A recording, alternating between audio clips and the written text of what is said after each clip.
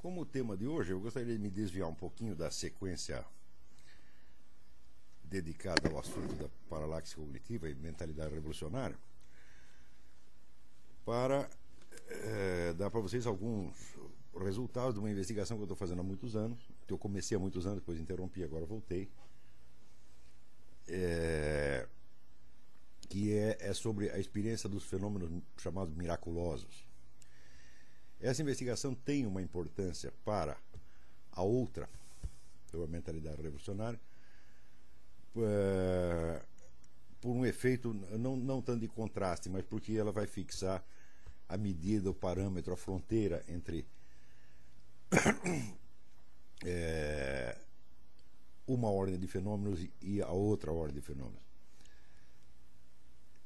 Mesmo porque em toda esta efervescência da mentalidade revolucionária moderna, o ateísmo militante é um aspecto bastante importante, e ele tem se traduzido nos últimos anos por um florescimento editorial anormal, uma profusão de livros ateísticos,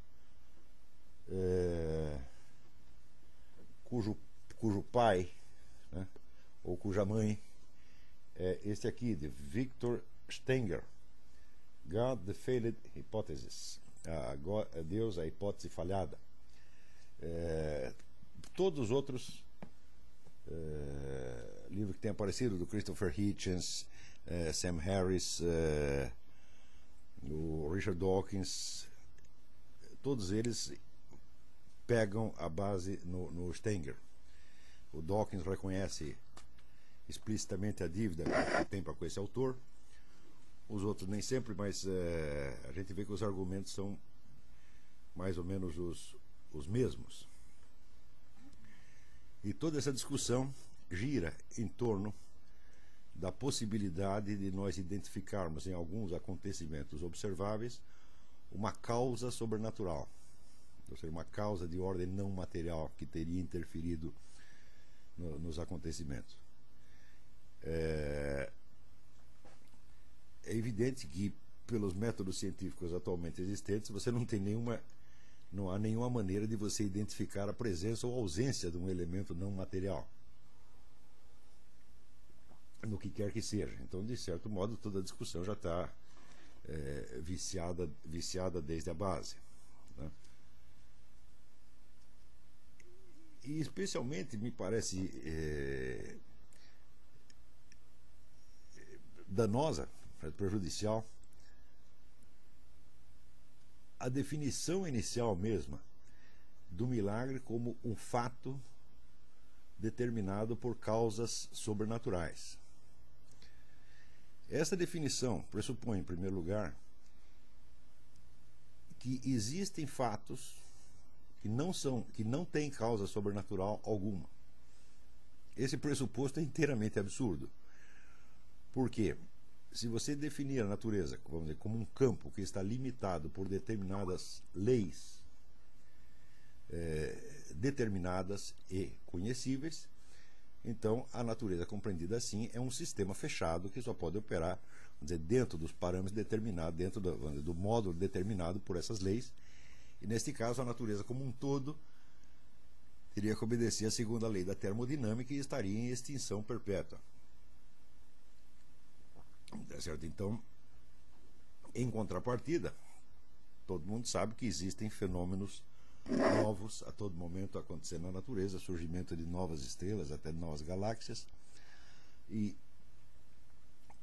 tudo isto já mostra que a natureza, entre aspas, não é um campo limitado, tá certo? Nem muito menos definido. Ou seja, quando nós usamos o termo natureza, nós realmente não sabemos do que estamos falando. Natureza ou cosmos, nós não sabemos. Nós queremos indicar, vamos dizer, uma realidade de extensão ilimitada, cujos limites nós não conhecemos, mas, em princípio, não é possível você fixar limites, tá certo? Isso quer dizer que, para além de toda a realidade conhecida ou conhecível, tá certo? Existe o reino da possibilidade ilimitada, tá certo? Possibilidade que só só encontra limite na contradição interna.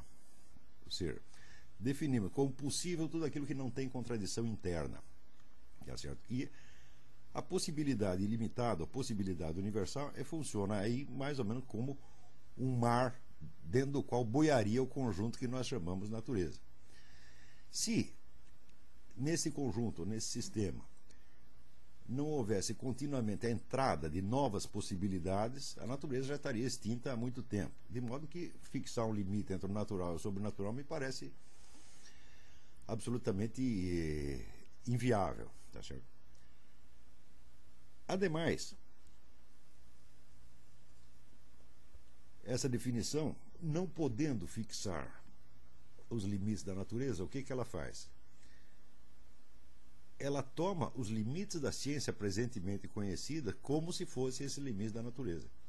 Mas é claro que isso é um procedimento meramente convencional. E como é que de uma premissa convencional você poderia tirar conclusões aplicáveis ao mundo dos fatos? Daquilo que é convencional, você só pode tirar conclusões hipotéticas. Isso é por definição, isso é uma questão lógica elementar. Se você coloca uma premissa convencional, ela não diz respeito aos fatos. Você pode raciocinar com base nessa premissa, mas todas as conclusões que você tirar dali estão já pré-determinadas pela própria convenção. Portanto, são conclusões hipotéticas, jamais conclusões de fato. Né?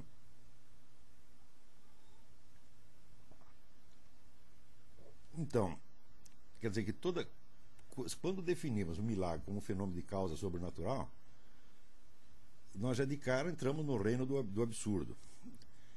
Mais absurdo ainda é porque você está definindo um fenômeno pelas suas causas. Ao passo que, para investigar as causas de um fenômeno, você primeiro tem que saber o que ele é.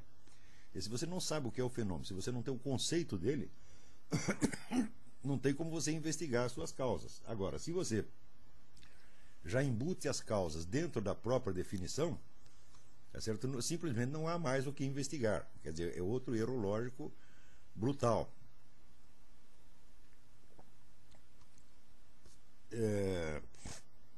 Por exemplo, nós sabemos o que é um crime, quer dizer, sabemos o que é um homicídio. É porque nós sabemos o que é um homicídio que nós podemos investigar quem o praticou. Tá certo? Agora, se nós só pudéssemos definir como homicídio, tá certo? Um ato X ou Y praticado por seu fulano ou ciclano, então, evidentemente, nós só poderíamos investigar um único homicídio, que é esse mesmo que está contido na definição. Então, a definição de um gênero de fatos não pode ser dada pelas suas causas. A definição tem que ser dada descritivamente, de modo que você possa distinguir esse gênero de fatos de outros gêneros de fatos. E dada essa distinção, uma vez que você sabe o que são esses fatos, aí sim você pode investigar quais são as suas causas. Em terceiro lugar, existe o problema de que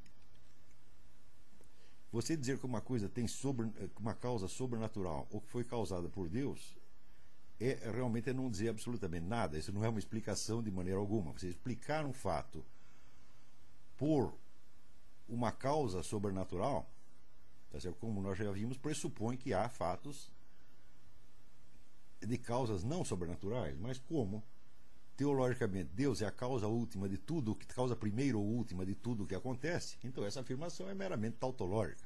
Quer dizer que uma coisa aconteceu porque Deus quis, supõe que possam acontecer coisas que Deus não quer, o que é contraditório com a própria definição de Deus como onipotente e como causa primeira.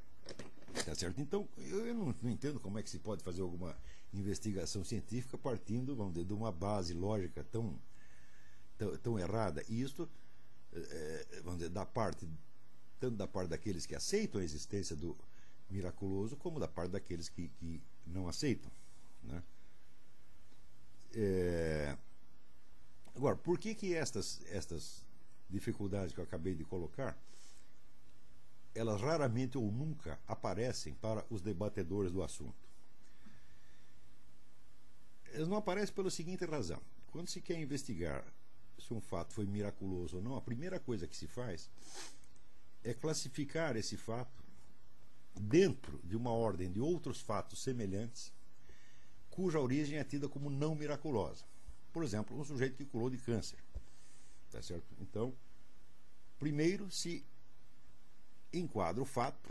Temos aqui o seu fulano, diz que foi curado de câncer miraculosamente, mas existe uma série de pessoas que foram curadas de câncer por maneiras não miraculosas. Então você primeiro enquadra este fato particular dentro da classe geral chamada cura do câncer.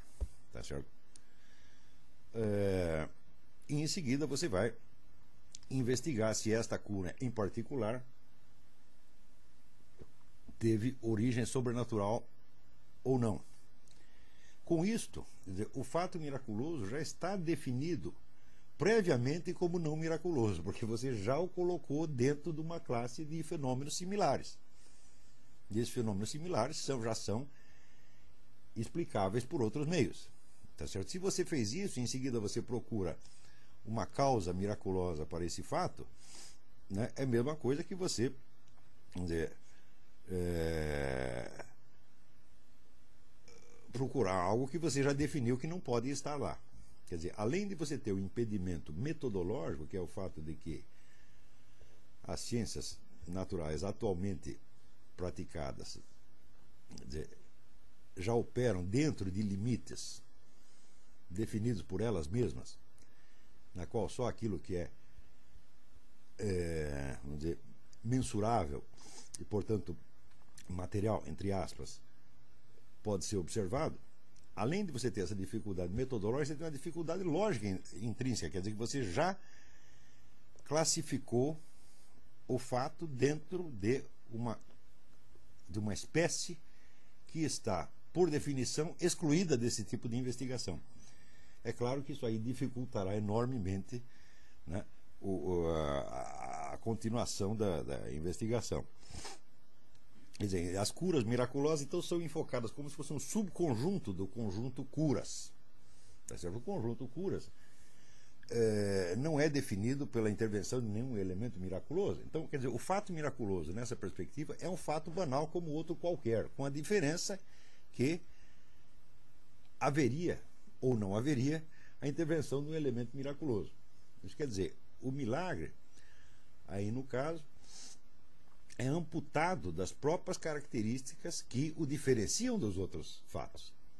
Nessa perspectiva, a única diferença que existe entre um fato miraculoso e um fato não miraculoso seria uma causa. Quer dizer, a diferença estaria na causa e não no fenômeno mesmo. É isso? Mas se um fenômeno pertence à mesma ordem de outros fenômenos, é quase impossível você identificar para ele uma causa diferente daquela que foi assinalada para todos os demais fenômenos da mesma espécie.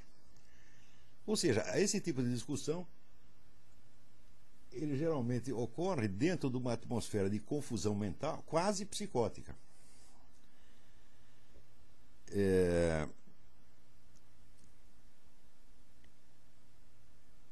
Então, o que nós teríamos que fazer, mas é a maneira mais lógica, ou menos, digamos, menos infame de investigar esse fenômeno, tá certo? Partindo do princípio de que nós não tivemos nenhuma revelação direta que nos esclareça o fenômeno, quer dizer, partindo da premissa de que nós podemos investigá-lo tão somente com as nossas luzes naturais, ainda que com o apoio do Espírito Santo, mas sem uma revelação especial. O que nós temos que fazer é o seguinte: em primeiro lugar, nós temos que ver o que é que nós estamos investigando. Quer dizer, nós temos que tentar delimitar o fenômeno miraculoso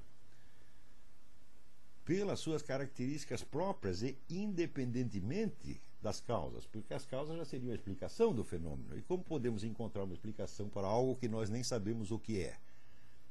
Quer dizer, toda a investigação do miraculoso tem consistido exatamente nisso. Quer dizer, você vai investigar as causas de uma coisa que você não sabe o que é e que de antemão você já definiu pela presença dessas mesmas causas. É certo? Então, se nós examinarmos mesmo superficialmente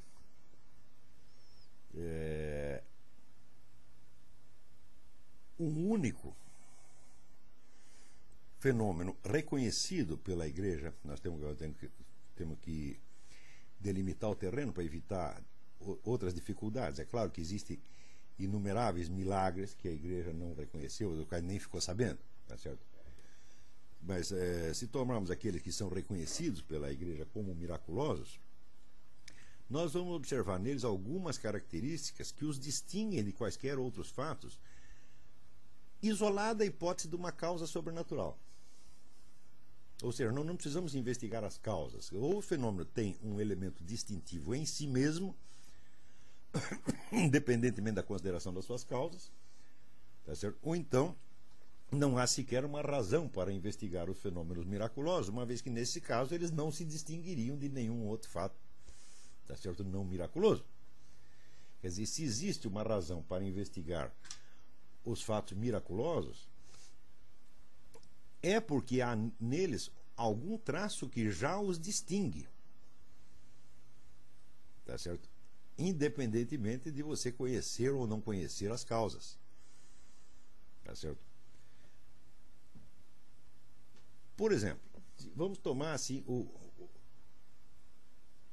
o milagre mais inquestionável dos últimos tempos, que é o milagre de Fátima, que eu mesmo estudei muito superficialmente. A primeira coisa que vocês vão notar é que este milagre não é composto de um fato, quer dizer, não é um fato atomístico. Por exemplo, o senhor fulano de tal, que estava com a doença tal, de repente acordou sem aquela doença. Isso seria um fato considerado atomístico, um fato isolado, e que pode ser considerado em si mesmo.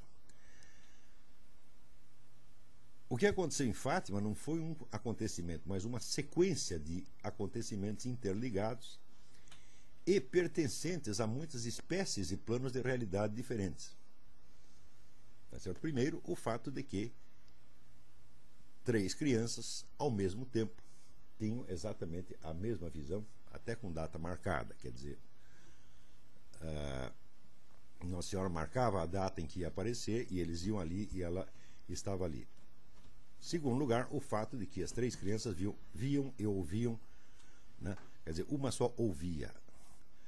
Aliás, uma só via, as outras só ouviam. Exatamente a mesma coisa, quer dizer, as palavras eram exatamente as mesmas. E, em segundo lugar,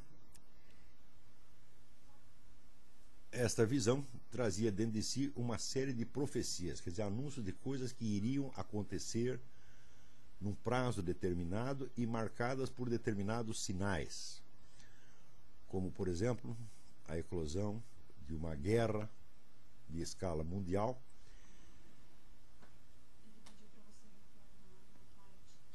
Pelo amor de Deus, retornar? Ai, eu não... E como é que eu vou retornar agora? Eu sei, mas eu disse isso dentro de um outro raciocínio que...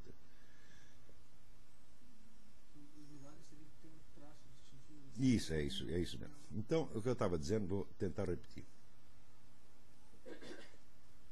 É que se nós queremos fazer uma investigação séria a respeito do fenômeno dos milagres, a primeira coisa que nós temos que fazer é verificar se existe neles algum traço distintivo que permita, vamos dizer, catalogá-los dentro de uma classe específica, tá certo? Sem ter que apelar à hipótese das suas causas. Ou seja, a delimitação do fenômeno, em qualquer ciência, a delimitação do fenômeno tem que ser anterior à investigação das suas causas. Não é isso? Se nós não sabemos o que, muito menos podemos saber o porquê. Isso quer dizer, a causa de um fenômeno não pode entrar na sua definição antecipadamente. Tá certo? Então, o que nós teríamos que fazer, em primeiro lugar, seria, vamos dizer, uma espécie de fenomenologia do fato miraculoso, na qual nós encontrássemos os caracteres distintivos, encontrássemos de uma maneira puramente descritiva os aspectos, vamos dizer, os traços distintivos que nos permitissem, então, diferenciá-los de outras ordens de fatos. se nós jamais encontrássemos esses caracteres, então não seria possível isolar um grupo de fenômenos como fenômenos supostamente miraculosos, tá certo?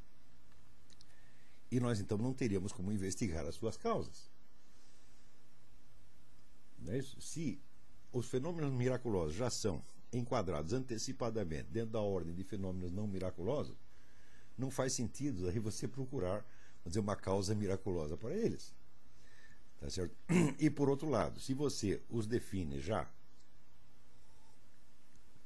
segundo, não por uma característica deles mesmo, mas os define por uma causa, então aquilo que você estava querendo investigar, que é a presença ou ausência de uma causa miraculosa, tá certo? Já está pressuposto na própria definição. Quer dizer, então esta discussão toda é erro lógico em cima de erro lógico. Tá certo? Então, o que temos que fazer é investigar se os fenômenos, a ordem de fenômenos tido como miraculosos, possui alguns traços distintivos que nós possamos captar descritivamente, não explicativamente. Tá certo? Então, aí isolaríamos esse conjunto de fenômenos de quaisquer outros fenômenos e eles se tornariam então perfeitamente distintos. Uma vez distintos, nós poderíamos então aí sim investigar as suas causas. Tá certo?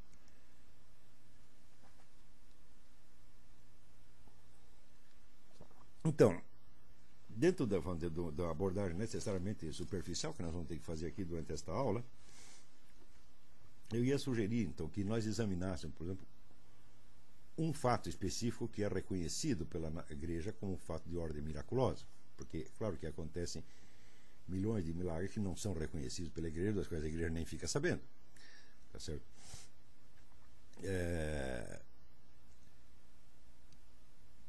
Mas, para evitar maiores dificuldades de ordem metodológica, nós vamos estudar somente aqueles que são aceitos pela igreja como fatos de ordem miraculosa. E dentre eles, o mais notável, evidentemente, é o chamado milagre de Fátima. A primeira coisa que você vai notar no milagre de Fátima é que ele não é um acontecimento singular, um acontecimento isolado, um acontecimento atomístico. Quer dizer, uma coisa que acontece num lugar e num determinado momento. Tá certo? Ele é uma sequência, ou quase um sistema de fatos, vamos dizer, que aparece de maneira interligada e inseparável. De maneira que se você tirar um elemento dali, a história já fica sem sentido.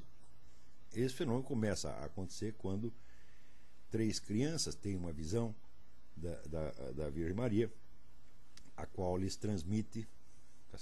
Ela marca vários encontros com eles e volta nas datas certas, e as 3 crianças vão lá e recebem exatamente a mesma mensagem. E essa mensagem contém algumas profecias com a data aproximativa, tá certo, do que vai acontecer e quais são os sinais que permitiriam identificar esses fatos logo antes deles acontecerem, como entre outros fatos que foram ali anunciados, a Guerra Mundial, a Guerra de 1914, que, disse a Virgem Maria, seria anunciada pelo surgimento de uma estranha luz no céu, o que de fato aconteceu um pouco antes da eclosão da guerra. Houve, vamos dizer, em plena Europa Ocidental, um fenômeno como se fosse da aurora boreal, quer dizer, uma coisa que você só vê no polo, né? E logo em seguida veio a eclosão da guerra. Um outro fenômeno foi a Revolução Comunista na Rússia. E, vamos dizer, um outro ainda mais recente é a apostasia geral entre os cristãos, quer dizer, a debandada de cristãos e a entrada do elemento da traição mesmo nas altas esferas da igreja. Tudo isso aconteceu. Ao mesmo tempo, né, houve, na data marcada por Nossa Senhora, um acontecimento astronômico extraordinário, que é, vamos dizer, a chamada dança do Sol, quer dizer, o Sol se movendo no céu diante de milhares de pessoas que estavam ali observando. E, ao mesmo tempo, houve, vamos dizer, uma explosão de curas miraculosas nas pessoas doentes que estavam ali presentes, tá certo? E outras que estavam nas redondezas. Sendo que o fenômeno da dança do sol foi visto não só por aqueles que estavam presentes no local, mas por pessoas que estavam a muitos quilômetros de distância e que não sabiam que estava acontecendo, vamos dizer, aquele encontro das crianças, da multidão com Nossa Senhora naquele momento. Agora, este conjunto é que se chama o milagre de Fátima. Tá certo? Não é uma coisa ou outra coisa. Tá certo? Qualquer elemento daí que você isolasse poderia ser catalogado dentro de uma ciência em especial e estudado pelos métodos dela. Mas esse conjunto é inacessível à totalidade da ciência. Por quê? Porque esse conjunto é aquilo que nós chamamos fato concreto. Na verdade, não é nem um fato concreto, é uma sucessão concreta de fatos. Tá certo? A sucessão é concreta no sentido de que todos eles evoluem juntos. Um leva ao outro, o outro leva a um é anunciado de antemão, um traz, vamos dizer, dentro de si a semente do outro, que por sua vez o elucida retroativamente. Tá certo? Então, pergunto eu, existe alguma ciência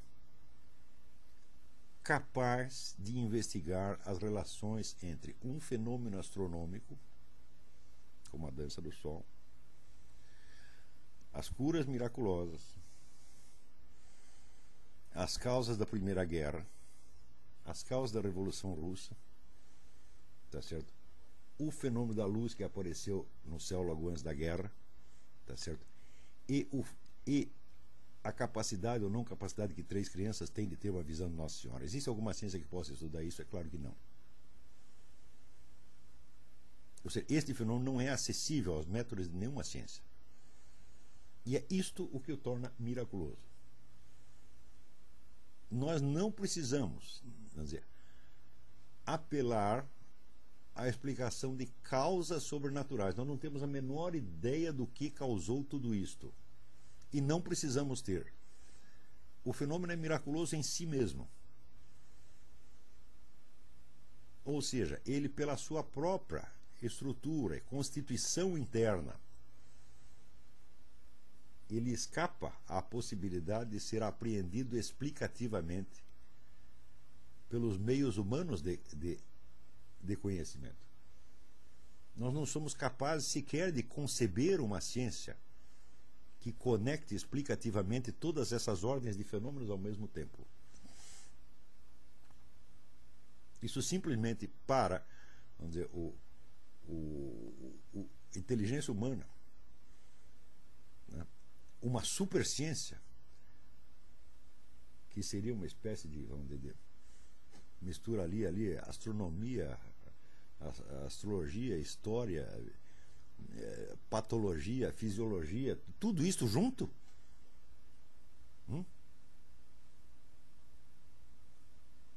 Para explicar o milagre de Fátima, nós precisaríamos de uma ciência capaz de penetrar não nos fatos que são próprios de cada ciência, quer dizer, fatos selecionados abstrativamente, tá certo? De acordo com suas características essenciais, ou seja, fatos abstrativamente selecionados, mas uma ciência capaz de explicar o fato concreto. Ora, nós vimos em algumas aulas atrás que não existe ciência do fato concreto e não pode existir.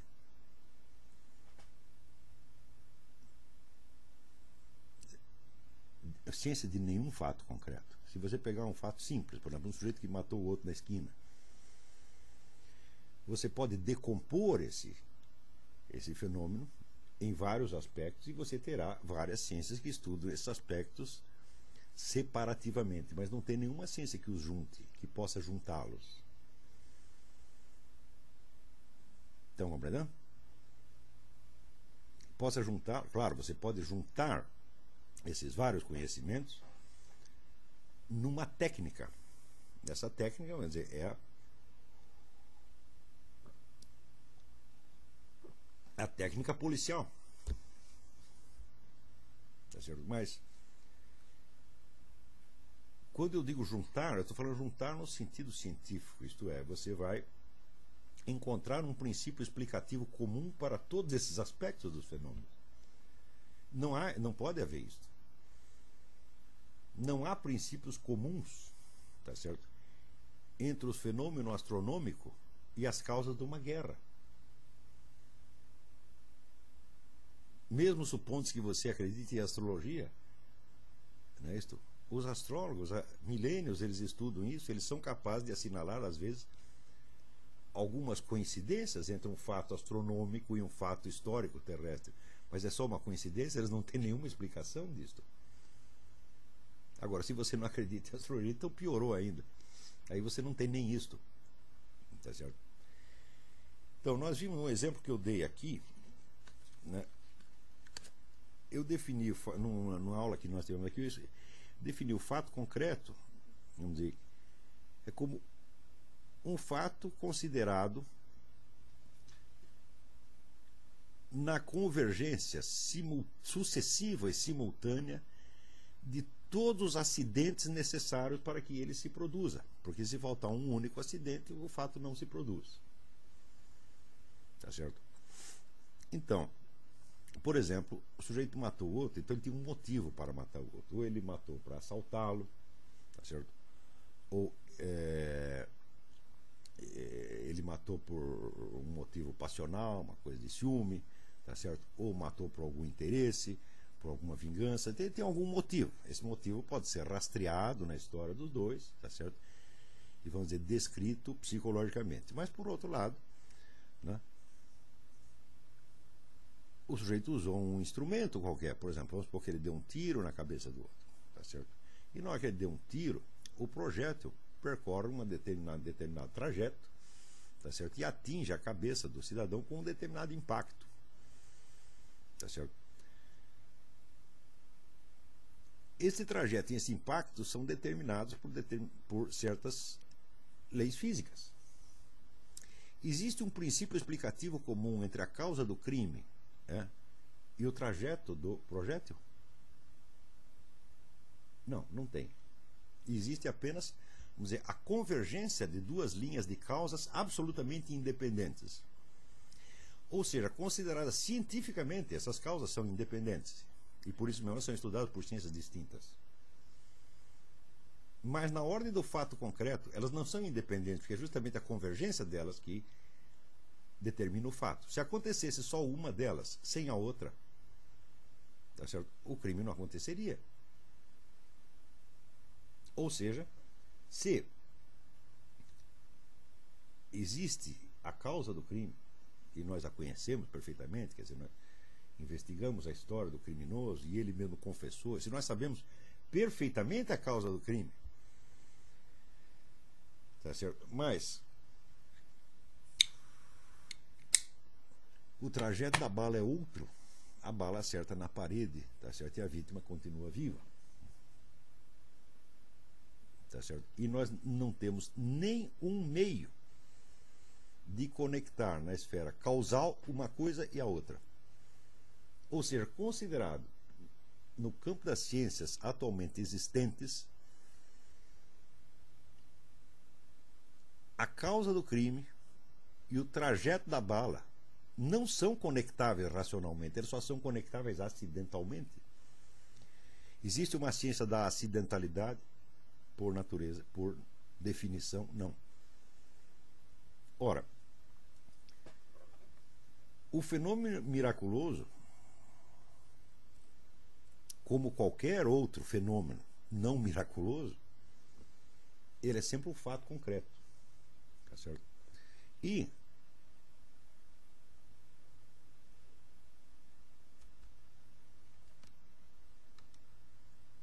o fato concreto é justamente composto de uma multidão de acidentes que não tem, por ter sido acidente, não tem conexão lógica uns com os outros. Tem conexão factual e conexão acidental, por assim dizer. E não há ciência das conexões acidentais entre milhares de linhas causais independentes.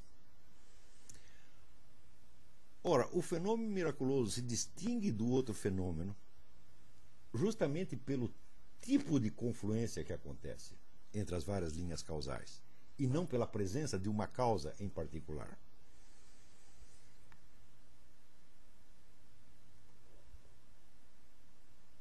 Está compreendendo? Então, o fenômeno miraculoso se dá precisamente de um modo que essas conexões acidentais,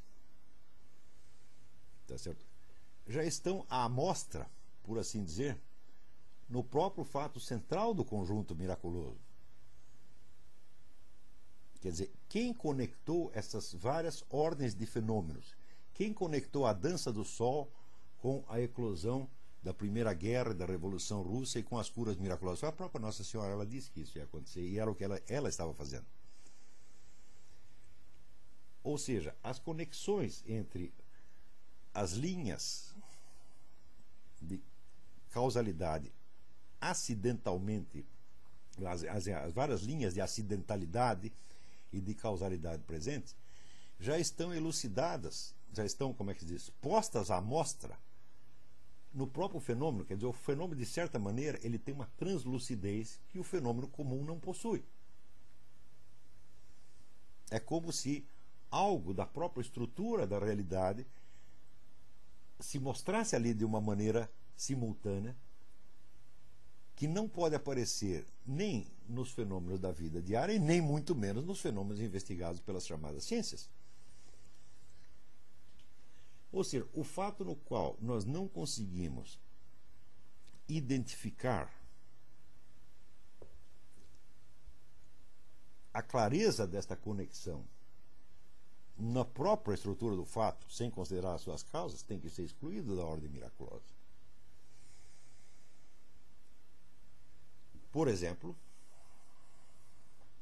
vocês vejam esses famosos milagres do Padre Pio. Tá certo? Um dos mais famosos foi o seguinte: durante a guerra havia um acampamento alemão numa determinada cidadezinha da Itália, Pietrelcina, e os soldados americanos, a aviação americana, foi mandada lá para bombardear aquele lugar. Só acontece que junto com o acampamento iria embora a cidade também. Tá certo? E quando estava se aproximando da cidade, o comandante da esquadrilha americana, cujo nome me esqueço agora, mas talvez depois eu possa investigar, ele viu um frade voando na frente do avião. Tá certo? E gesticulando como quem indicasse que as bombas deveriam ser jogadas num outro lugar. E as bombas, de fato, foram todas cair num outro lugar e não acertaram a cidade. Esse capitão ficou muito impressionado com a coisa e, anos depois, ele voltou à mesma cidade e entrou numa igreja. E a primeira pessoa que ele encontrou foi justamente aquele monge que estava voando. E o monge vira para ele e pergunta assim: ah, era você que estava jogando bomba na gente? Ora, este é um fato muito menos complexo do que o milagre de Fátima. Mas nesse mesmo momento, ele já conecta uma infinidade de linhas causais absolutamente diferentes, irredutíveis a qualquer ciência possível. Por exemplo, nós poderíamos, vamos dizer, investigar cientificamente, entre aspas, as causas da visão que o piloto do avião teve. Tá certo? Mas nós não teríamos como explicar o fato de que o objeto dessa visão existia realmente. Nem muito menos o fato de que ele seria encontrado anos depois pelo mesmo sujeito que teve a visão. Tá certo? E muito menos que este objeto da visão, que era o Padre Pio,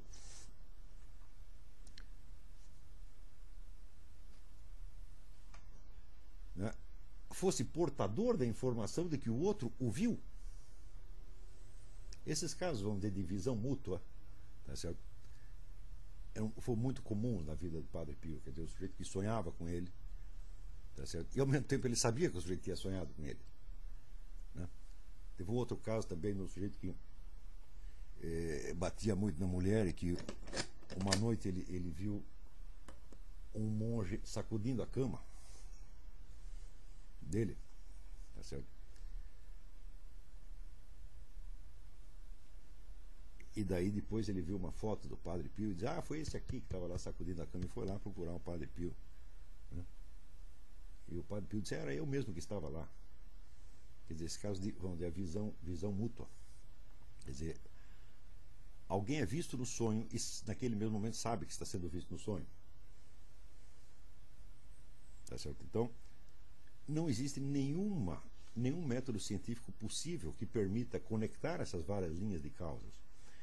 Uma ciência começa na hora em que você consegue delimitar um certo campo de conhecimentos que é acessível a uma metodologia já determinada de antemão.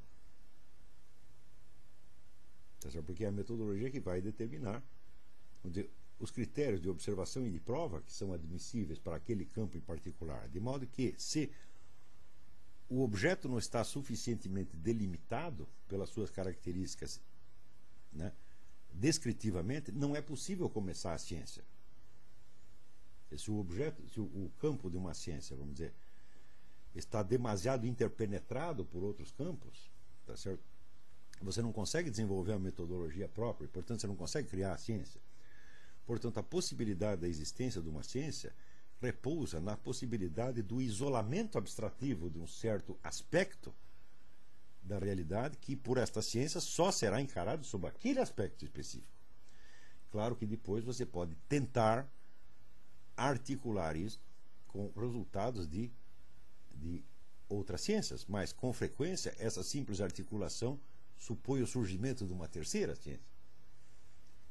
Agora, uma ciência capaz de articular simultaneamente todos os aspectos da realidade, ou seja, uma ciência capaz de estudar o fato concreto, não existe. E um fato miraculoso se distingue do outro já na ordem mesma dos fatos concretos, independentemente da consideração das suas causas. Espero que isso esteja ficando claro, né? Por exemplo, o fato vamos dizer, desta moça italiana que nasceu sem pupilas,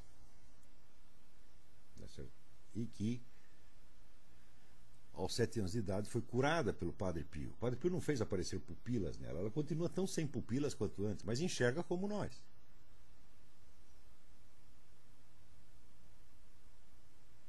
Quer dizer, como é que você vai estudar cientificamente este fato? E a possibilidade de enxergar sem pupilas, cientificamente, é nula. Então você não tem por onde começar a estudar. Você não tem por onde pegar o fato. Você pode tentar decompô-lo em 1000 aspectos, mas você jamais explicará por que aquilo aconteceu naquele momento.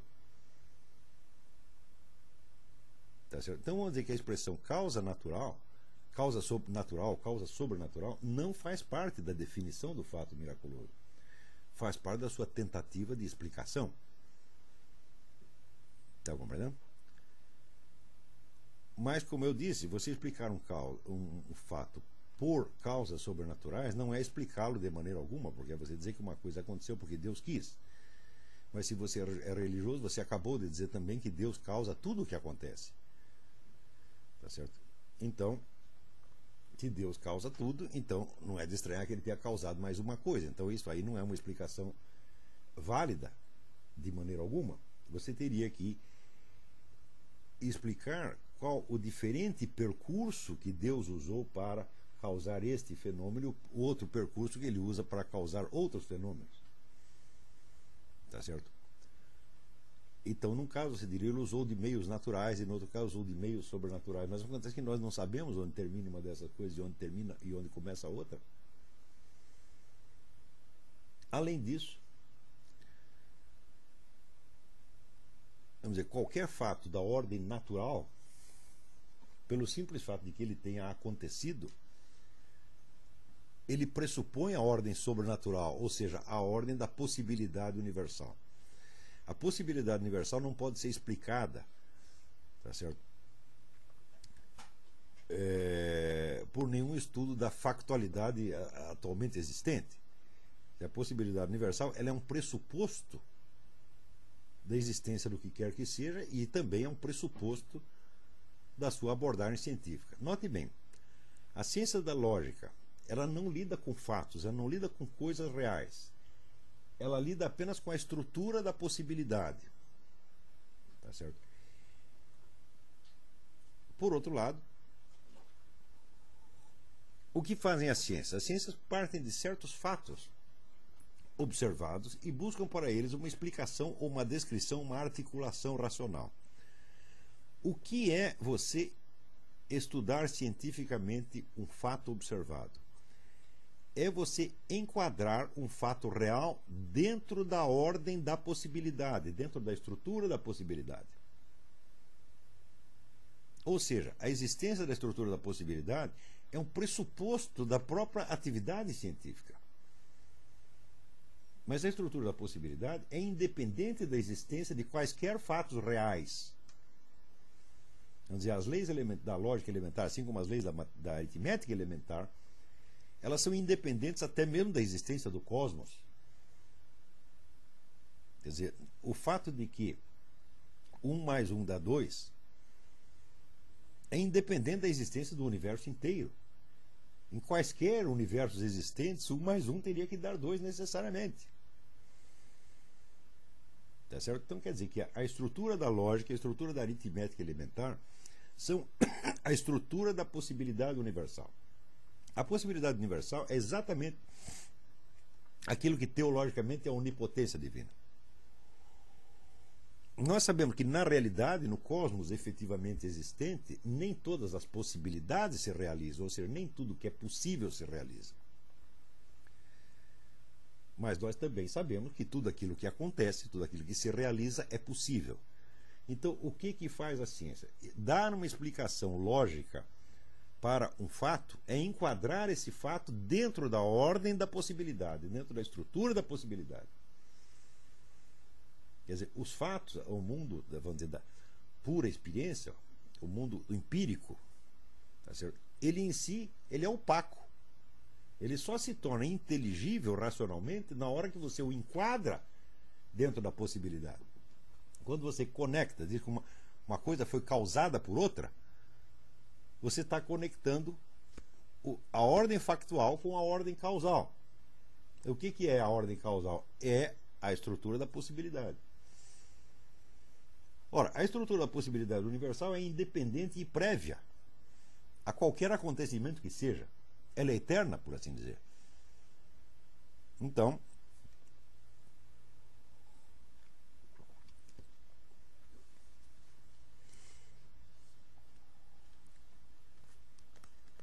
isso quer dizer que se não existisse a estrutura da possibilidade, nenhum estudo científico do que quer que seja seria jamais possível. Nós ficaríamos mais ou menos como bichinhos que recebem fatos, tá certo? Mas não tem a sua conexão lógica. Você pode ter conexão lógica atomística, mas não pode ter, vamos dizer, um sistema, vamos dizer, uma estrutura de explicação racional como nós temos. Essa estrutura, ela não é outra coisa, senão, vamos dizer, a própria ordem da possibilidade, não considerada na sua totalidade, que para nós é impossível, mas considerada dentro de certos limites que não são acessíveis.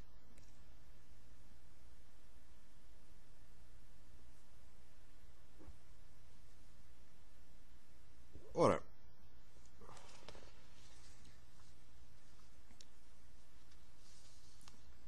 quando nós pegamos um fato tido como miraculoso e o enquadramos dentro de uma ordem de fatos não miraculosos, tá certo?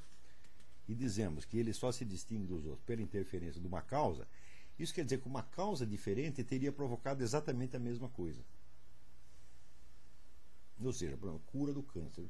Aqui 2 pessoas que têm câncer, uma que curou, tá certo?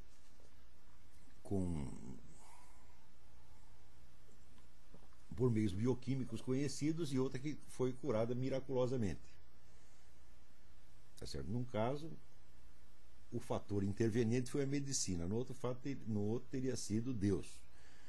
Ou seja, a causa natural e a causa sobrenatural provocaram exatamente a mesma coisa.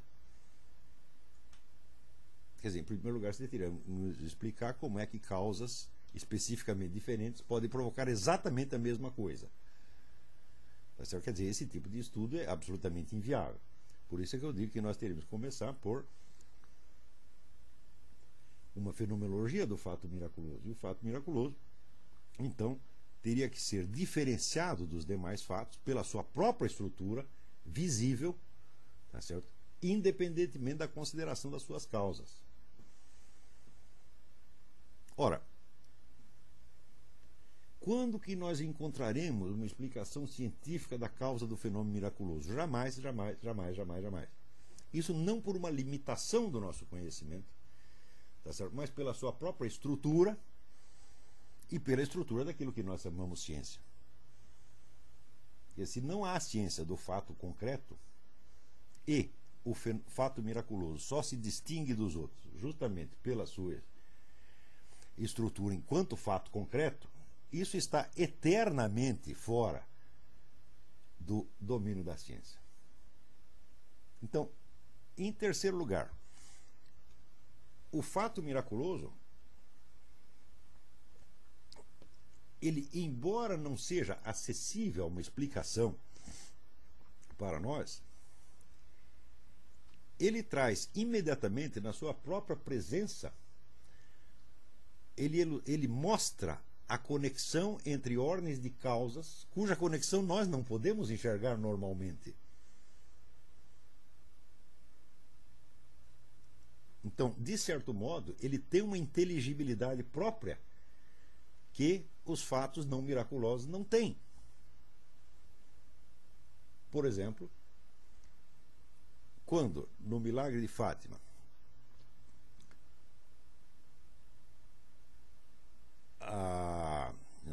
a visão que as crianças tiveram, as curas miraculosas, a luz aparecida no céu, a dança do sol, a Revolução Russa, a Primeira Guerra, tudo isto aparece mostrado como portador de conexões internas.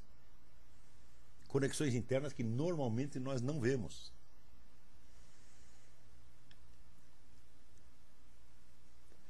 Isto quer dizer que o evento miraculoso, ele não pode ser explicado em si mesmo, mas ele por si mesmo e na sua própria estrutura material, ele lança uma luz sobre conexões causais que normalmente nós não enxergamos. Então, de certa maneira,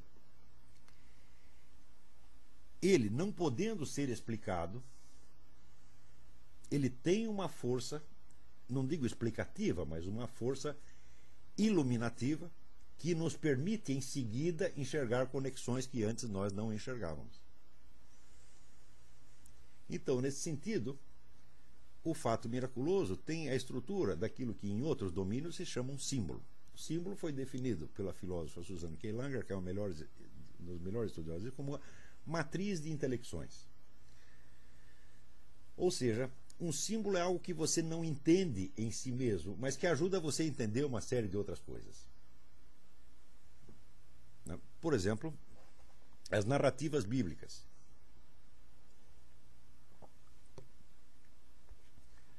Muitas vezes você não entende o que está se passando ali, mas depois, quando você começa a encontrar na vida real análogos daqueles fatos, estes, segundo os fatos observados, eles se tornam inteligíveis graças, vamos dizer, à força unificante dos símbolos, tá certo? Que os reúne, que reúne os vários fatos dentro de uma espécie condensada naquele símbolo. E é exatamente isso que o fato miraculoso faz. Você não o entende, mas ele lança uma luz sobre inumeráveis conexões causais que normalmente não nos são visíveis. E esta é uma característica própria do fenômeno miraculoso. É claro que todo fenômeno, qualquer fenômeno encarado de uma certa maneira pode ser simbólico. Tá certo? Mas o fato tido como miraculoso, ele já tem uma estrutura simbólica em si mesmo. E ele é inseparável dessa estrutura simbólica. Então, esta inseparabilidade entre a presença do fenômeno e o seu caráter simbólico, este é o caráter distintivo do fenômeno miraculoso. Ou seja, em primeira instância, não é um milagre que tem que ser entendido, mas o resto que tem que ser entendido à luz daquele milagre. Ou seja, todo e qualquer fato pode ser encarado simbolicamente ou não, mas o milagre tem de ser. Ele não admite ser encarado de outra maneira. Por quê? Porque é da natureza dele mostrar fisicamente a conexão entre ordens causais cuja conexão normalmente não nos aparece. Isso é exatamente o que faz o símbolo. Estão compreendendo isso? Ou seja, visto desta maneira, o fato miraculoso ele não tem que ser explicado porque ele é a raiz das explicações. Ele lança a luz sobre o resto. E ele se chama milagre, miraculum, exatamente por isto. É uma coisa que é digna de ser olhada, de ser contemplada. Então, ao milagre se aplica aquilo que Aristóteles dizia dos ritos de mistérios, em modo geral. Ele dizia, eles nada nos ensinam, mas eles deixam em nós uma profunda impressão que age, por assim dizer, não estou usando as palavras de Aristóteles, mas age vitaminicamente sobre a nossa inteligência. Ele estava enunciando já antecipadamente o que a Susan Langer diria do símbolo como matriz de intelecções. Ou seja, o milagre é aquilo que não é para ser explicado em si mesmo, mas para ser contemplado, diferenciado dos outros fenômenos, evidentemente, e usado em seguida como matriz para o entendimento de muita coisa que aconteceu em seguida, ou que acontece simultaneamente. Isso quer dizer, o fenômeno miraculoso ele tem características que nenhum outro fenômeno tem. Uma dessas características é que ele não pode ser compreendido em si mesmo, não pode ser abarcado explicativamente em si mesmo, mas ele lança uma luz sobre outros fatos. Então, este é o verdadeiro critério do estudo dos fatos miraculosos.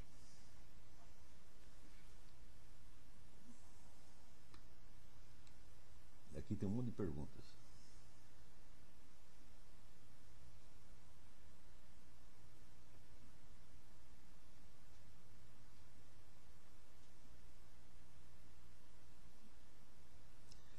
Daqui. O senhor falou de uma grande apostasia que ocorreria na igreja que estaria contida no terceiro segredo de Fátima, conforme afirma um jornalista italiano, um livro editado há uns 2 anos na Itália, cujo nome não me lembro, do qual há uma resenha escrita no site do Orlando Fedeli. No entanto, a igreja nunca confirmou essa informação. É claro que não confirmou.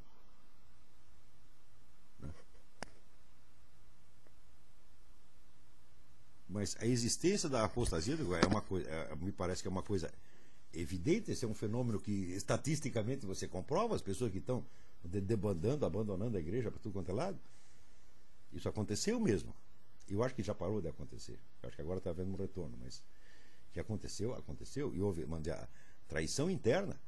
Quer dizer, o fenômeno do Concílio Vaticano II, simplesmente não é possível negar o escândalo do que aconteceu no Concílio Vaticano II.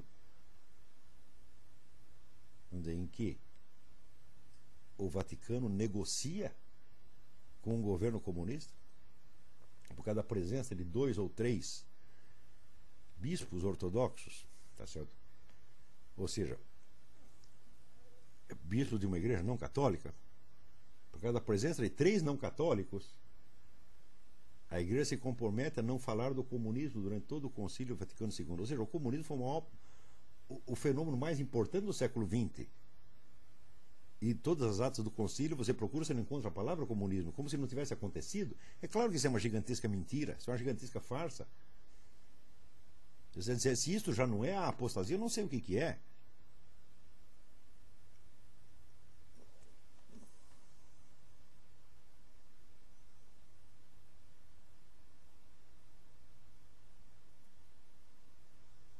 Ah, olha aqui, uma pergunta interessante. Um usual argumento dos ateus acerca dos fatos miraculosos é o seguinte: os antigos entendiam serem fatos miraculosos meros fatos naturais, chegando a divinizá-los. Assim, o sol seria um deus para os egípcios, apesar de ser apenas uma estrela após o aumento da compreensão humana pela ciência.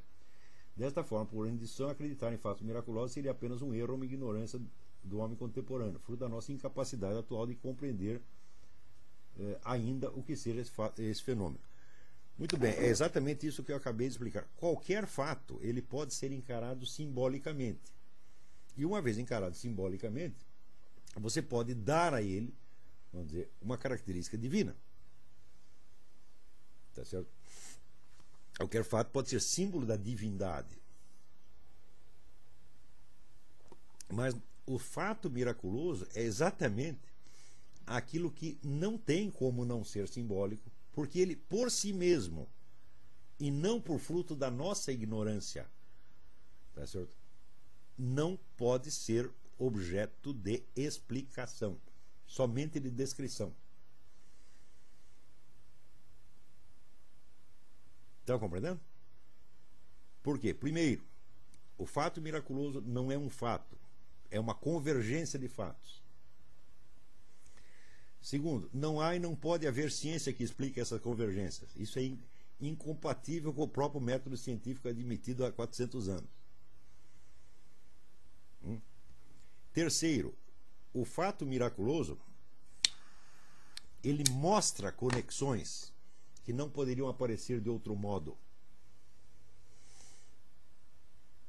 Quer dizer, se existe, durante uma visão que milhares de pessoas têm ao mesmo tempo, acontecem inúmeras curas miraculosas ali e em volta, em outras pessoas que não estão assistindo ao fenômeno, que não estão tendo a visão de Nossa Senhora, mas que de longe vem a dança do sol, por exemplo. Também entre essas pessoas acontecem as curas. Tá certo? E ao mesmo tempo, a profecia ali anunciada se cumpre no prazo devido com os sinais anunciados. É claro que todas essas linhas causais imensamente diferentes estão conectadas naquele momento, pela aparição de Nossa Senhora. Isto pode ser objeto de estudo científico, tal como eu estou fazendo aqui. Este é o estudo científico que pode ser feito disso. Raciocine um pouco. Não pode haver estudo científico de um fenômeno se você não tem a descrição dele. E a descrição é o que eu estou fazendo.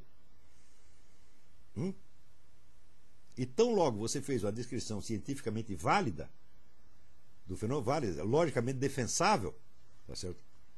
Sensata do fenômeno, você entende que ele não pode ser referido a nenhuma causa, nem mesmo o sobrenatural. Porque explicá-lo como por causas sobrenaturais, primeiro, não seria explicá-lo. Não é isso? Visto de outro modo, o fenômeno miraculoso não é que ele tem uma causa sobrenatural, ele é sobrenatural. Ele é um momento em que a dimensão da possibilidade universal se abre e aparece parcialmente para nós.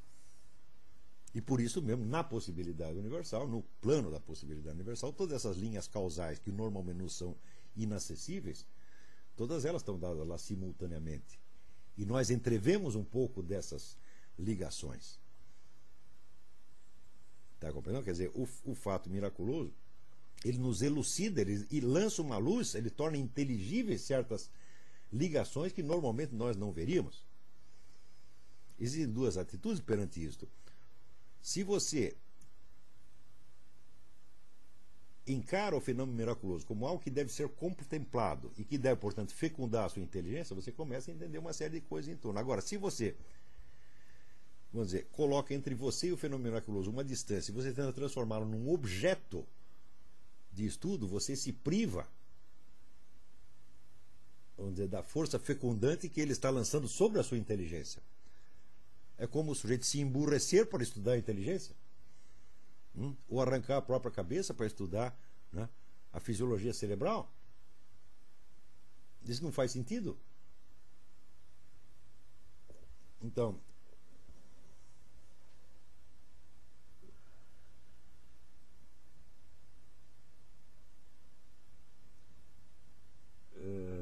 alguém pergunta, Sócrates não contestou a mitologia grega e por isso foi condenado à morte? Sócrates jamais contestou a religião grega, nem por um único instante.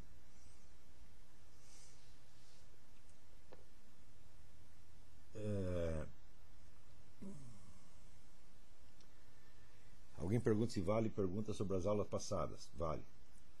O senhor não pensa em derivar de seus estudos sobre a paralaxe cognitiva consequências clínicas e pedagógicas? Certamente penso. Existe alguma medida profilática contra a paralaxe, algo como a introspecção metódica proposta por Paul Diel? Certamente existe, e isso é um campo maravilhoso de estudo.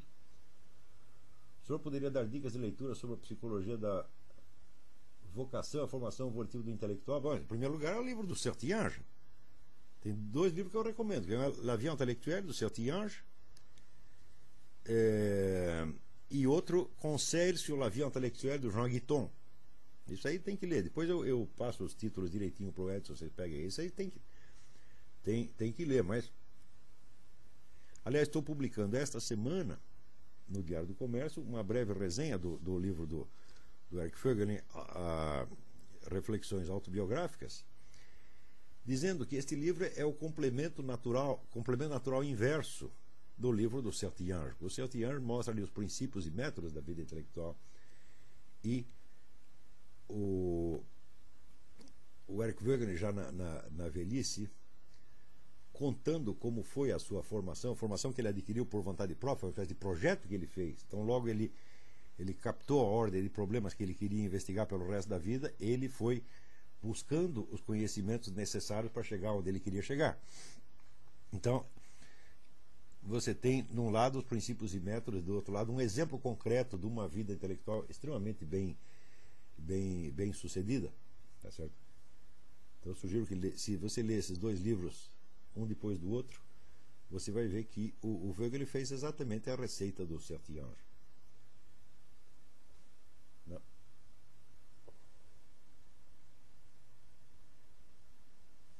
Mas voltando aqui aos fatos naturais divinizados, qualquer fato podendo ser encarado na ordem simbólica, qualquer fato pode ser também mitologizado. Tá certo? Qualquer fato, por mínimo que seja, pode ser encarado dentro da escala do divino. Ele pode ser, mas ele também pode ser encarado fora disso. Agora, quando você pega um fato miraculoso e você tenta encará-lo fora da sua escala própria, você o está picotando. Você está separando aquilo que nele está junto. Tá certo? E justamente o que ele tem de específico é que nele essas várias linhas causais estão juntas inseparavelmente. Ou seja, você está mutilando o fato e trocando por outro fato da sua própria invenção, para o qual daí você busca uma explicação. Quer dizer, é claro que esse tipo de investigação é irracional na base. Estão compreendendo? Você começa por tirar um fenômeno da sua própria ordem e colocá-lo numa outra ordem. E em seguida buscar causas. Ora, a aceitação de uma causa divina depende de você ter toda uma estrutura doutrinal teológica pronta. Quer dizer, quando você pega aquele fato, tá certo? E o enquadra dentro de uma doutrina teológica, e daí você diz que aquele fato teve uma causa sobrenatural, etc, etc, etc. Causado por Deus, assim, assim, assim, assim. Dependendo da religião que você siga, você vai dar uma explicação mais ou menos diferente. Tá certo? Mas o fato é que a possibilidade mesma de haver as explicações teológicas depende da existência de fatos miraculosos. Quer dizer, não é a teologia que vai explicar o fato miraculoso, não é o fato miraculoso que explica a possibilidade da teologia, porque é o fato miraculoso que abre a visão humana para a existência de um outro plano de realidade, na qual as conexões que nos são invisíveis se tornam visíveis. E toda a especulação teológica que você faz aí não é senão, vamos dizer, o efeito remoto deste impacto iluminante que o fato miraculoso teve sobre a inteligência humana. Agora, note bem, quando Santo Tomás de Aquino, no fim da vida, disse que as coisas perto das coisas que ele tinha acabado de compreender, tudo que ele tinha escrito antes era apenas palha, é exatamente isso que ele está querendo dizer. E vocês estão querendo levar a sério demais a teologia. Hã? Nem mesmo a teologia pode dar uma explicação do fenômeno miraculoso. Por quê? Porque ela simplesmente é um efeito residual do fenômeno miraculoso.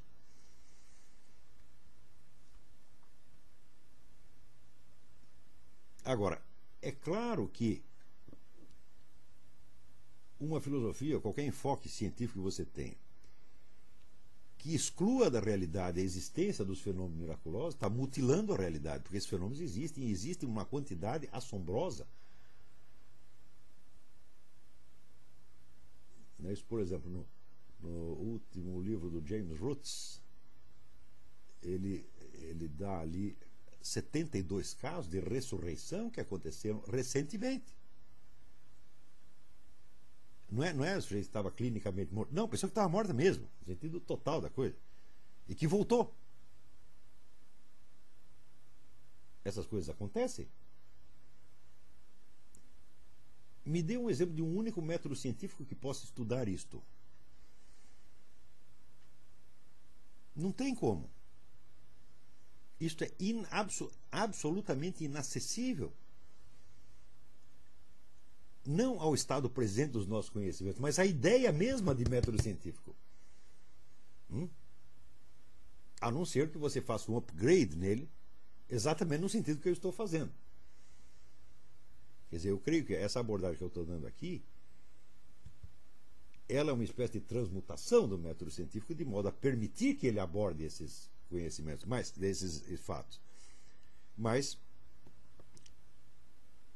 a exigência número 1 é você desistir da explicação causal. Porque nenhuma ciência pode dar a explicação causal de um fenômeno que ela não descreveu. E se a descrição, vai dizer, já está mutilada ou deficiente, a explicação que você vai ter vai ser mutilada ou deficiente.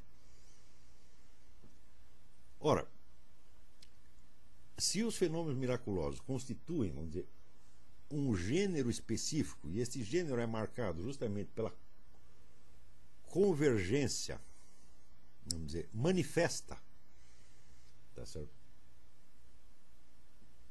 De várias linhas causais diferentes, tá certo? Que ali aparecem conectadas, para além de toda possibilidade de conexão acessível ao estudo científico.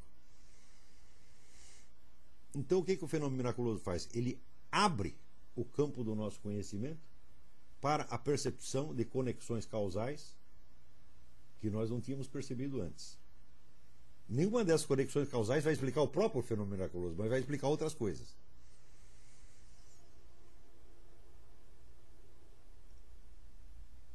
Então,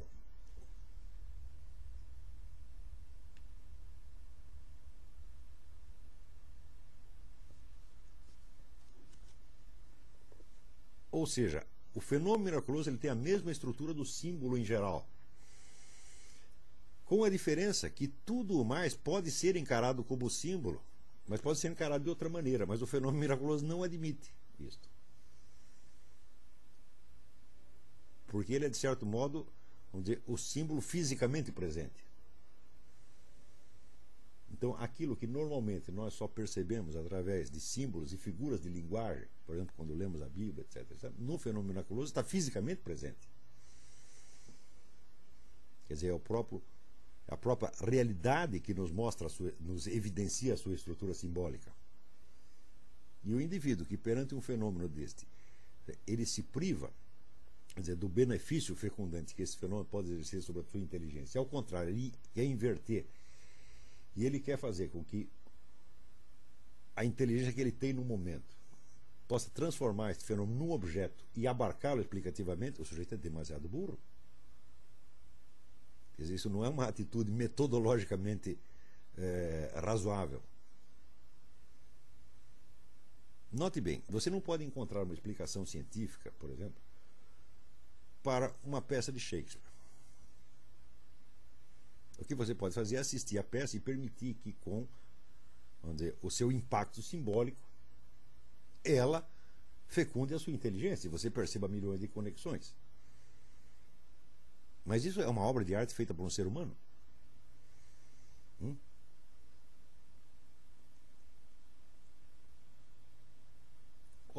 método admissível no estudo do milagre é mais parecido com este do que com os métodos das ciências naturais. Quer dizer, como é que nós fazemos para entender cientificamente, entender racionalmente, intelectualmente, uma peça de Shakespeare? Em primeiro lugar, nós temos que deixar que ela nos diga o que ela tem a dizer. Quer dizer, você tem que vivenciá-la como se fosse um sonho acordado dirigido. Em seguida, você tem que permitir que ela, através da analogia com milhares de outros fatos, tá certo? Fecunde a sua inteligência. E aí você vai entender a peça, vamos dizer, através do benefício que ela lhe fez, e não tomando-a como um objeto. O objeto é aquilo que está separado da inteligência.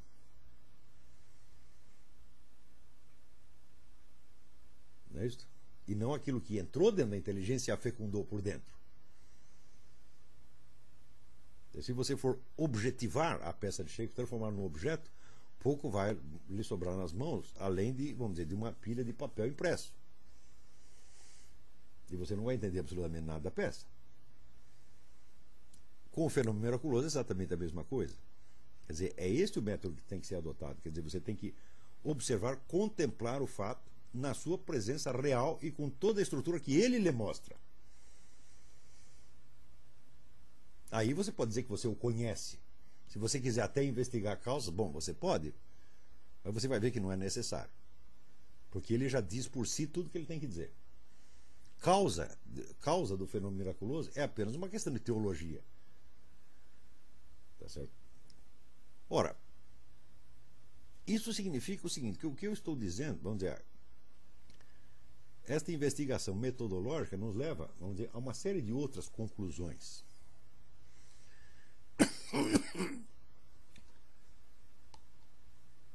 Aquilo que não tem explicação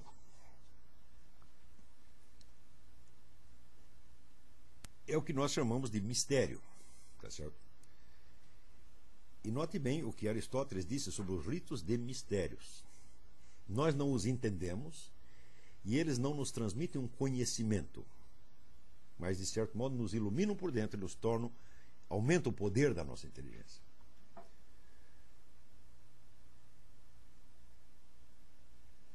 Então, isso significa que o mistério é aquilo que em si mesmo não pode ser penetrado explicativamente pela nossa inteligência. Ele não pode ser abarcado pela nossa inteligência, porque ele a abarca e ele a fecunda.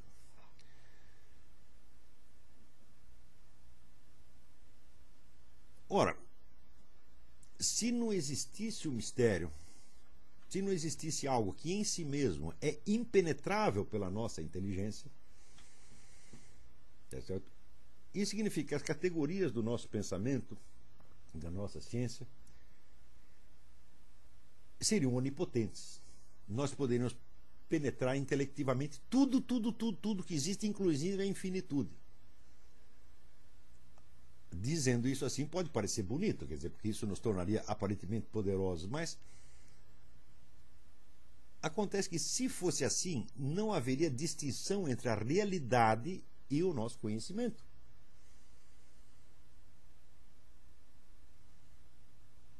Nós não poderíamos saber, não teríamos ideia do que é a realidade objetiva, pois a realidade estaria identificada com o nosso conhecimento. Isso quer dizer que, se não existe um limite extremo da inteligência humana, não existe a realidade. A realidade, vamos dizer, como presença externa, que não depende da nossa inteligência, só chega ao nosso conhecimento por quê? Porque a inteligência tem um limite intransponível. Não um limite definido pelas nossas possibilidades atuais, mas um limite intrínseco. A ciência do fato concreto e integral não pode existir, porque seria a ciência infinita. E a ciência infinita não pode ser possuída por um ser finito. Isto não é uma deficiência provisória. Isso é uma deficiência eterna, vamos dizer, um limite eterno.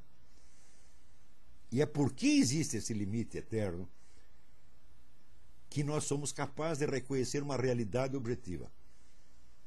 Se não existisse o mistério, colocando, vamos dizer, essa extrema fronteira que a nossa inteligência não pode penetrar e eternamente não pode penetrar, nós não saberíamos que existe a realidade objetiva e o tempo todo nós estaríamos confundindo entre a realidade e o nosso pensamento. Ou seja, nós estaríamos vivendo dentro de um sonho idealístico gnóstico. E é por isso mesmo, vamos dizer, que o mistério não pode ser penetrado. Bom, para terminar aqui, eu vou ler para vocês um resuminho que eu fiz disto. Com algumas mensagens que eu mandei para o Eric Voegelin Forum. Tá certo? Mas que ali, como as mensagens são muito curtinhas, eu não pude resumir a coisa direito, mas para vocês que ouviram essa aula, espero que fique mais claro. Depois eu mando esses textos, a parte que está em inglês aqui, depois eu traduzo e mando para ir para o Edson para ele distribuir para vocês. Aqui, a definição do milagre como fato devido a causas sobrenaturais, definição adotada igualmente pelos que aceitam ou não a existência desses fatos e causas, padece de um vício fundamental. Ela pressupõe ou que conhecemos absolutamente os limites da ordem natural, o que é falso, ou que podemos tomar como limites da natureza os limites da ciência presentemente conhecida, o que resulta em tirar de uma premissa declaradamente convencional conclusões aplicáveis sem mais à ordem dos fatos. Essa definição é absolutamente inaceitável, em segundo lugar, porque é impossível sondar as causas de um fato se não sabemos o que esse fato é. Isto é, se não temos dele uma definição prévia. E definir um fato, tão somente pelas suas causas, sem outros caracteres que o distingam independentemente de uma explicação causal, é pressupor com patente absurdidade que podemos conhecer as causas de algo que nem sabemos o que é. Essa dificuldade só não se torna patente aos debatedores de milagres, porque do fato tido como miraculoso, selecionam só os aspectos que permitam classificá-lo entre fatos similares de causa não miraculosa, e em seguida passam a discutir se esse fato em particular se diferencia daqueles que acabam de ser declarados seus iguais. Por exemplo, as curas miraculosas são enfocadas como um subconjunto do conjunto curas, cujos elementos são identificados mediante critérios médicos usuais. Em seguida, procede-se por exclusão, eliminando-se os procedimentos médicos e os mecanismos conhecidos de autorremissão. E quando essa eliminação se completa, o que se obtém é apenas a conclusão de que os fatores ausentes estavam ausentes. Os adeptos do milagre proclamarão então que a cura teve causas sobrenaturais, seus adversários que teve causas naturais desconhecidas. Essa discussão é tautológica na sua base mesma, e não posso me impedir de achar extravagante o fato de que tanto se dediquem a uma atividade que só os pode levar a confirmar sempre as suas opiniões anteriores, quaisquer que elas sejam. Se o fato miraculoso é definido antecipadamente como pertencente por seus caracteres intrínsecos à classe dos fatos não miraculosos, só se distinguindo deles pelas causas sobrenaturais, é evidente que essas não poderão ser confirmadas nem impugnadas jamais, de vez que foram a priori excluídas do campo de investigação, exceto, na melhor das hipóteses, como resíduos totalmente inconclusivos de uma sequência de exclusões que, uma vez admitida a possibilidade teórica de explicações naturais futuras, terá forçosamente de prosseguir ad infinitum. Afirmo taxativamente que cada fenômeno até hoje apontado pela Igreja Católica como miraculoso tem caracteres intrínsecos que permitem distingui-lo como uma classe em separado, independentemente da admissão até da cogitação de causas sobrenaturais ou de quaisquer outras. Mais ainda, nem haveria razão para investigar a possibilidade de causas naturais se os fatos miraculosos não fossem um gênero à parte, distinguível empiricamente e inconfundível com outros gêneros. Antes de investigar as causas dos fatos miraculosos, é preciso discernir a sua natureza, isto é, aquilo que faz com que sejam o que são, aquilo que lhes dá a sua unidade e permite reconhecê-los antes e fora de qualquer investigação das suas causas. É precisamente essa unidade que se rompe logo de início, quando se cai naqueles erros de metodologia que acabo de assinalar. Agora, aqui 3 mensagenzinhas enviadas ao Eric Voegelin Forum, que foram mandadas em inglês, mas eu vou traduzir o melhor que eu posso aqui. Símbolos religiosos são realidades físicas, dados de experiência vistos como apontando para mistérios. Mistérios são significados que transcendem o reino da experiência humana. Coisas que não existem ou fatos que não aconteceram não podem ser símbolos propriamente ditos, apenas, vamos dizer, recursos literários inventados para comunicar o quê? Comunicar a experiência humana. Nós podemos experienciar um símbolo, mas não o seu significado, o qual só pode ser apreendido por aquela função que Platão chama tímesis. Está no Livro das Leis 728e. Isto é, a comparação entre um dado atualmente apreendido e a sua qualidade específica, cuja perfeição é somente apreendida virtualmente, como numa assíntota, né? É uma curva que se aproxima de uma reta, vai aproximando, mas quando vai aproximando vai desviando, então nunca chega. Vai chegando, mas nunca chega. Ou seja, só pode ser apreendido virtualmente como numa assíntota e não atualmente. Se não existisse mistério, a totalidade do ser estaria sujeita às leis do pensamento humano e não haveria meio de distinguir entre o pensamento e a realidade. Os mistérios são a única garantia da existência de realidade objetiva, e isto é precisamente a razão pela qual eles não podem ser contidos dentro dos limites nem da realidade nem do pensamento. Se eles pudessem, o universo como um todo e a infinitude mesma seriam engolfados num sonho gnóstico. Mistérios não podem ser objetivamente explicados, porque se não houvesse mistério, não haveria nenhum conhecimento objetivo e nenhuma explicação do que quer que fosse. Segunda notinha. A filosofia existe dentro da realidade, mas a realidade existia muito tempo antes da filosofia. Se a filosofia é o esclarecimento analítico da realidade, é da mais alta importância filosófica distinguir, por exemplo, se a ressurreição de Cristo é realidade ou filosofia. Se ela é uma realidade, ela é a mais importante realidade de todas. Se ela é filosofia, ela pode ser boa ou má filosofia. E mais ainda, ela pode ser muitas filosofias, tantas quantas os filósofos que pensem a respeito. Terceira notinha. A doutrina ou doutrinas da ressurreição surgiram pouco a pouco em resposta às vicissitudes históricas, enquanto o fato da ressurreição aconteceu ou não aconteceu, antes que houvesse qualquer doutrina a respeito. Se não podemos investigar a ressurreição em si mesma, se o podemos fazer tão somente pela intermediação de doutrinas, somos compelidos a aceitar ou a negar o fato conforme a doutrina que nós subscrevemos. Isto é exatamente o que o Eric Wegelin diria que nós não devemos fazer.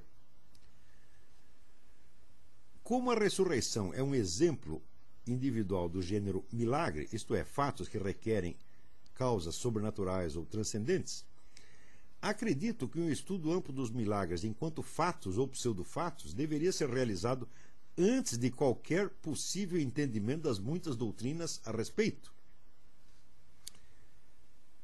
Termos como fundamentalismo ou crença nada tem a ver com esta questão. A fé pode ajudar você nesta investigação, mas não pode fornecer uma resposta à questão. Ela ajuda você do mesmo modo que, se você radicalmente não acredita que uma mulher o ama, você jamais será capaz de perceber o amor dela como um fato atual. Apenas perceber os seus signos externos que você sempre pode explicar de outra maneira. Muitas fantasias ideológicas nasceram de algum impedimento interno a apreender o amor, seja humano ou divino. A fé pode prevenir essas dificuldades que nascem dessa fonte. Mas nunca devemos esquecer que a fé, no sentido de acreditar numa doutrina, é um sentido secundário, superposto ao sentido original, que era a experiência real de confiar numa pessoa, uma pessoa muito especial. Ora, se você tivesse essa experiência, não lhe seria exigido que você acreditasse numa doutrina para acreditar em Cristo. Mas se você não tem essa experiência, então você só tem duas maneiras de lidar com a presente questão. Ou você acredita ou descrê da doutrina, ou você tenta investigar os milagres como dados experienciais falsos ou verdadeiros, que é precisamente o que eu estou fazendo. Então, eis aqui um exemplo de estudo do fenômeno dos milagres. Esse estudo é importante também para o caso da mente revolucionária, para a laxia cognitiva, porque aí nós vamos, com base nisso, nós podemos distinguir o que são as profecias e as pseudoprofecias, tá certo? E isso é importantíssimo para a elucidação da mente revolucionária. Vamos ver aqui algumas perguntas.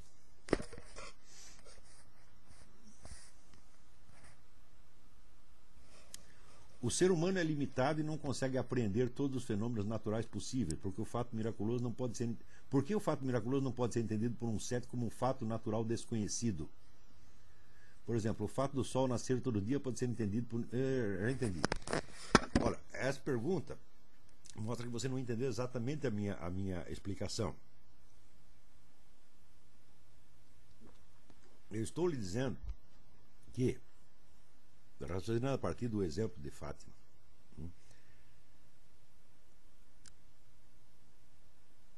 o próprio conceito de natural e não natural não tem cabimento nessa discussão. Por exemplo, qual a conexão entre a dança do sol, curas miraculosas, anúncios da guerra e da revolução e a eclosão da guerra e da revolução no prazo devido? É possível estudar cientificamente esta conexão? Resposta: não. Isso não depende do estado atual dos nossos conhecimentos. Não é possível conceber uma ciência que conecte essas coisas pelos métodos científicos admitidos. O método científico não é extensível a este tipo de conexões. Então, se você pergunta se o fato miraculoso não pode ser encarado como um fato natural de causas desconhecidas, eu digo, pode, mas isso não resolve o problema. Você dizer que o fato miraculoso tem causas sobrenaturais, ou que ele tem causas naturais desconhecidas, é não dizer nada. Em nenhum dos casos essas afirmações são ocas. Elas não fazem sentido. Porque o que nós estamos tentando fazer aqui é descrever o que é o fenômeno, o fato miraculoso. Agora, o que quer dizer com causas naturais desconhecidas? Quer dizer que a natureza definida dentro dos limites com que você a conhece agora, tá certo? Ela traz em si a explicação de todas essas conexões? É isso que você está dizendo? Essa frase absolutamente não faz sentido. Você está dizendo que aquilo que você conhece agora contém a explicação daquilo que você não conhece ainda? O que você quer dizer com isso? Isso é um flatus vocis, não quer dizer nada. Tá certo? E segundo, você está incorrendo no mesmo erro do sujeito que diz que o fato tem explicação sobrenatural. Você está dando uma explicação causal de um fenômeno cuja descrição você não tem. É a mesma coisa, quer dizer, como é que vamos fazer uma investigação causal se não sabemos o que é o fenômeno? Mas tão logo descrevemos o fenômeno tal como ele se apresenta, isso é, usando um método fenomenológico, nós entendemos que ele transcende a possibilidade de explicação, seja explicação natural ou sobrenatural, porque aí você está entrando apenas de novo no flatus vocis. Você dizer que uma coisa é sobrenatural é dizer que transcende a natureza, quer dizer, você conhece os limites da natureza. Você dizer que tem uma explicação natural, você dizer que está dentro da natureza, quer dizer que você conhece os limites da natureza. Mas nós não conhecemos isso absolutamente, isso não quer dizer nada. Então vamos esquecer o natural e o sobrenatural e vamos nos ater à experiência tal como ela se apresenta, porque boa ciência se faz assim. Não é com conceitos grandes como natureza ou sobrenatureza. Não, é com a descrição da estrutura do fato tal como ela se apresenta. Foi exatamente o que eu acabei de dizer.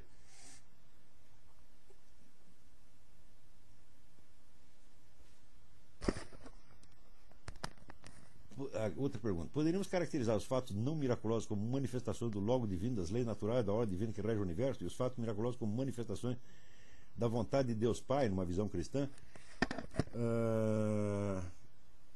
Eu creio que sim. Creio que não, teologicamente não estaria errado. Mas eu não sou bom nesse negócio de teologia. E exatamente, vamos dizer, eu estou tentando evitar aqui a abordagem científica, entre aspas, e a abordagem teológica. Tá certo? Eu estou fazendo uma análise filosófica. Tá certo? Que é, de fato, a previdência, vamos dizer, preliminar. A providência preliminar nesses casos. Quer dizer, você vai ter que encontrar as distinções que lhe permitam dizer do que você está falando. Nós não estamos investigando os porquês, as causas últimas. Eu estou dizendo do que nós estamos falando. E qualquer fato miraculoso, admitido como tal somente aqueles aceitos pela Igreja Católica como fatos miraculosos, você vê que todos eles você tem uma convergência no próprio fato, não nas suas causas. Não nas suas causas remotas, quer dizer, não é a causa inicial dele, não, estou falando. O fato consiste na convergência de linhas causais, cuja conexão nós não conhecemos e não podem ser conhecidas. Então, por isso mesmo, a única maneira certa de definir o fato miraculoso é com um mistério. Em seguida, eu saí desta abordagem, quer dizer, que por assim dizer é epistemológica, passei para uma abordagem já ontológica, dizendo que o mistério é o limite da realidade. E que se não existisse esse limite da realidade, tá certo? Nós não seríamos capazes de distinguir entre nosso pensamento e a realidade objetiva. A noção da realidade objetiva não existiria. Não tem sentido você, em seguida, retroagir sobre isto, tá certo? E voltar à discussão de causas naturais ou sobrenaturais. Eu entendo vamos dizer, toda a dificuldade desta aula e desta abordagem. Ela é difícil para mim também. Eu tratei deste assunto brevemente no fim do livro O Crime da Madre Agnes, que está aí na Dialética Simbólica. Então, primeira tentativa. Tá certo? Recentemente eu tive lendo algumas coisas sobre o Padre Pio, e isso, vamos dizer, me impeliu mais ainda a fazer esse tipo de análise. Essa análise não visa explicar nada, ela visa simplesmente dizer do que nós estamos falando, de que o Padre Pio está falando. É simplesmente entender, vamos dizer, aquilo que acontece tal como acontece, sem a pretensão de reduzir a causas, nem naturais nem sobrenaturais. Tá certo? Então,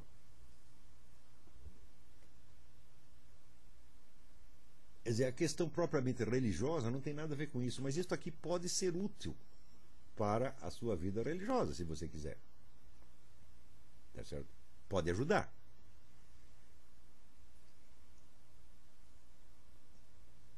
Muito bem.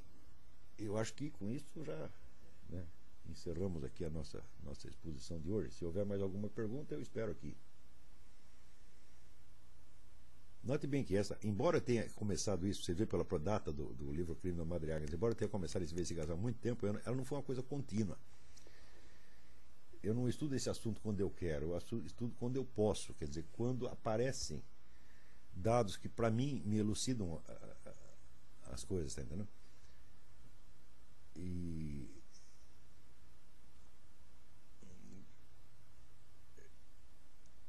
este estudo, às vezes, ele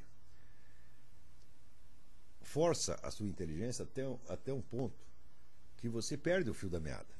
Daí você tem que sentar e esperar até que a vida, Deus mesmo, né, lhe mostre outros aspectos, né?